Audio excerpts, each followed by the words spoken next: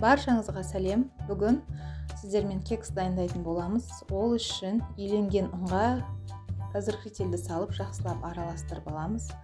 Одан кейін бір ыдысымызға жұмыртқаны жарып, барлық керекті заттардың бәрін бір ыдысқа үстін құйып аламыз да, үстінен миксермен жақсылап араластырамыз, құмшекер ерігенге дейін.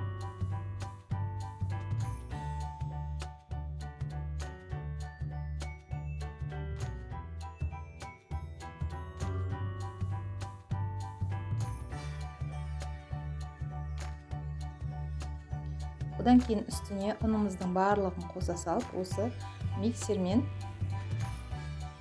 жақсылап араластырамыз.